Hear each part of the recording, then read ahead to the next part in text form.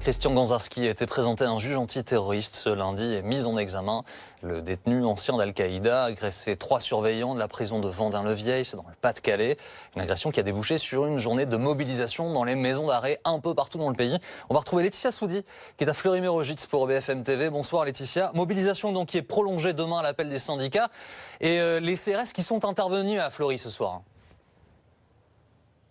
Oui, les gendarmes mobiles qui ont commencé à intervenir il y a environ une demi-heure pour déloger la centaine de manifestants qui bloquaient l'accès du centre pénitentiaire depuis 19h30. Tout cela se fait pour le moment dans le calme. Il y avait 3 barricades en tout. Vous le voyez derrière moi, les pompiers sont en train d'éteindre la 2e barricade de palettes et de pneus qui était en train de fumer. Les manifestants sont donc au niveau de la 3e barricade. Les gendarmes mobiles qui les délogent avant avec notamment des gaz lacrymogènes. Une centaine de manifestants très déterminés, en colère malgré le froid. Ils affirment en effet travailler dans des conditions de travail faites d'insécurité. Ils décrivent des agressions quasi quotidiennes. C'est pour cela qu'ils réclament des moyens humains et matériels supplémentaires. Et ce qu'ils attendent, eh bien, ce sont des réponses rapides, mais surtout concrètes. Et d'ici là, eh bien, ils l'affirment, ils sont prêts à rentrer dans un mouvement qui pourrait durer dans la longueur. Le mouvement est d'ailleurs reconduit et dès demain matin, devant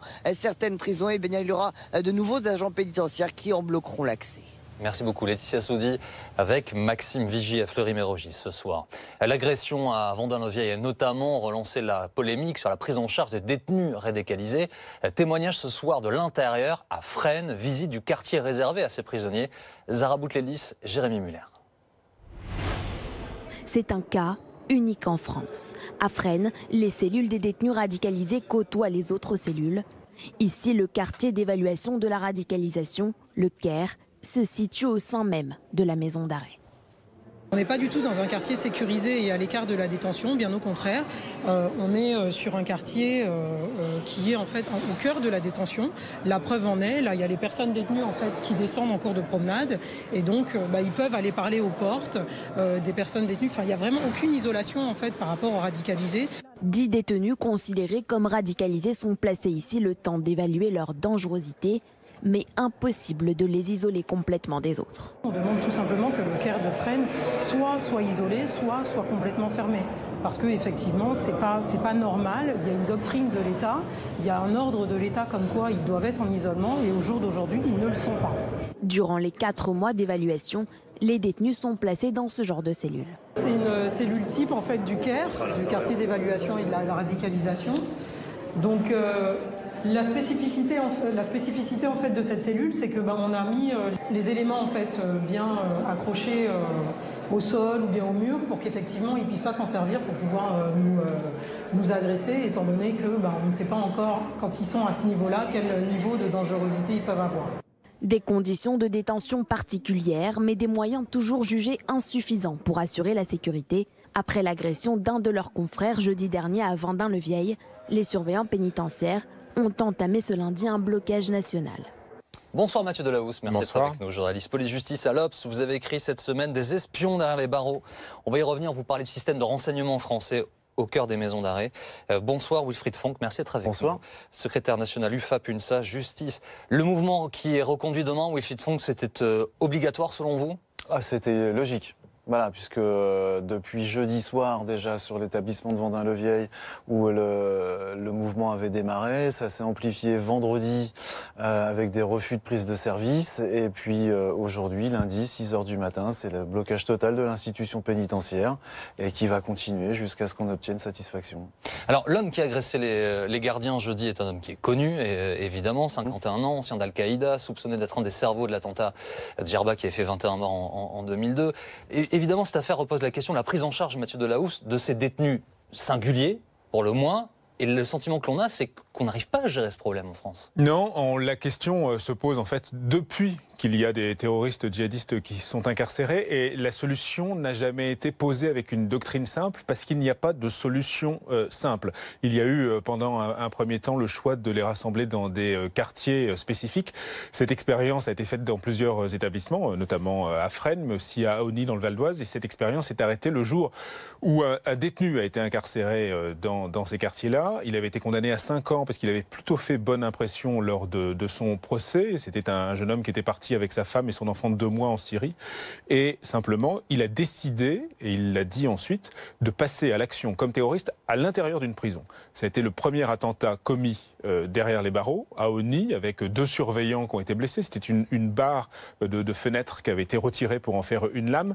Et cet attentat en prison a mis fin à l'expérience des quartiers spécifiques. Désormais, il y a plusieurs solutions. La chancellerie est extrêmement préoccupée par ce problème, mais il n'y a pas une solution miracle. Il faut faire en sorte de pouvoir gérer les jeunes femmes djihadistes qui sont par exemple à Fleury-Mérogis, ou alors effectivement cet ancien d'Al-Qaïda qui est un vétéran, comme on le dit, qui était à Vendin-le-Vieil.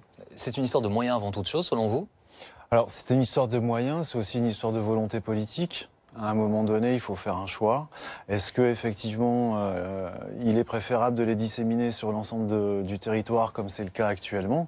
Parce que finalement, là, on évoquait dans le reportage les quartiers d'évaluation de la radicalisation. C'est simplement une copie conforme des unités dédiées qui ont été fermées par Jean-Jacques Urvoas. On continue, on a juste saupoudré avec un peu plus de moyens, on va dire de sécurité, avec un renfort de surveillance de caméras. Mais au-delà de ça, ça change rien. Et en plus, en termes d'étanchéité, il n'y a absolument rien. C'est-à-dire qu'il y a toujours des contacts qui peuvent se réaliser entre les détenus à l'intérieur de ces quartiers d'évaluation de la radicalisation, mais aussi à l'extérieur de la détention. Sauf que on estime qu'il y a 1153 détenus qui sont radicalisés, qui se trouvent aujourd'hui dans les prisons, les maisons d'arrêt on va en plutôt France. monter sur 2000 parce que je pense qu'avec ceux qui passent en dessous des radars, mais, on est plutôt sur 2000. Mais ça veut dire que isoler toutes ces personnes, ça coûterait une fortune, Mathieu Delahousse. Ça coûte une fortune, mais c'est aussi la mission de la pénitentiaire. Il y a une question de philosophie, parce qu'on parlait de questions politiques, il y a une question de philosophie, c'est est-ce que la pénitentiaire est là pour préparer la réinsertion, préparer la sortie, faire que la peine soit effectuée, on a payé sa dette, etc.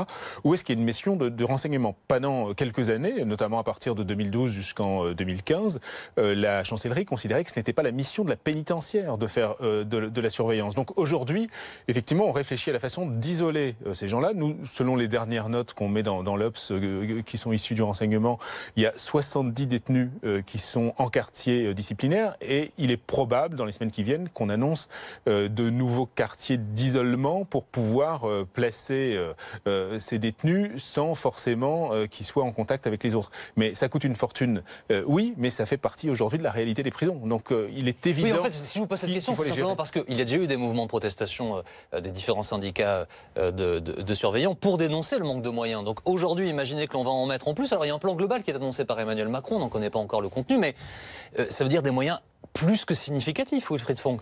Grosso modo, c'est qu'à chaque fois qu'il y a un problème, on essaye de réinventer la pénitentiaire. C'est-à-dire que systématiquement, en 2015, voilà, il y a eu les attentats de Charlie Hebdo et de l'épicerie cachère. Hop, on a essayé de réformer à nouveau l'administration pénitentiaire en développant, par exemple, le renseignement. Aujourd'hui, on est confronté à des agressions de personnel graves, des actes de terrorisme à l'intérieur de nos structures. Et de nouveau, aujourd'hui, le président de la République nous dit « Allez, on fait un grand projet et on réforme tout ». Donc c'est à chaque fois, on est dans la réaction. On n'est jamais dans l'anticipation des problèmes. C'est-à-dire qu'à chaque fois, il y a un événement, on réagit à l'événement. On n'est jamais en capacité de pouvoir anticiper. Et c'est là qu'est la grosse difficulté. La difficulté, c'est aussi que le personnel, manifestement, est extrêmement jeune. Ce sont des gens qui sont peu formés parce que peu expérimentés, a priori. Alors, peu formés, effectivement, la formation d'un élève surveillant dure 8 mois. Actuellement, l'idée de l'administration pénitentiaire, c'est de réduire encore cette durée à 6 mois.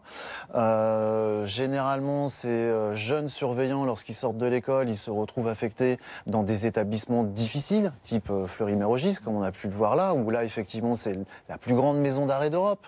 Et où on se retrouve avec des coursives à 150, 120, 180 détenus. Et lorsque vous êtes seul face à 180 détenus, vous n'avez pas le temps de pouvoir observer tout ça. Donc il y a aussi toutes ces conditions à la fois de détention, d'incarcération que peuvent subir la population pénale. Mais effectivement, il faut garder en tête que ces conditions d'incarcération sont les conditions de travail des personnels. C'est le grand défi de l'administration pénitentiaire pour les années qui viennent, pour deux raisons. Parce qu'on a beaucoup parlé des revenants. Un phénomène est en train de monter, c'est celui des sortants. Aujourd'hui, il y a 60% des détenus qui sont condamnés pour terrorisme qui vont sortir d'ici 2020. Donc il y a une certitude qu'il va falloir préparer la sortie de ces détenus qui sont encore radicalisés ou pas, c'est le problème de l'évaluation, dangereux ou pas, on ne sait pas, et prêt à faire des actes absolument impressionnants, l'évaluation est rendue impossible par le cas qu'on a vu la semaine dernière à Vendin-le-Vieil, où c'est un détenu qui ne pose aucun problème durant sa détention, et qui, au moment où il allait sortir, et surtout où on lui en annonce son extradition possible vers les États-Unis dans le cadre des dossiers du 11 septembre, fait un acte extrêmement spectaculaire qui le conduit à rester en détention. Donc aujourd'hui, il va falloir gérer les sortants, et il faut préparer les retours.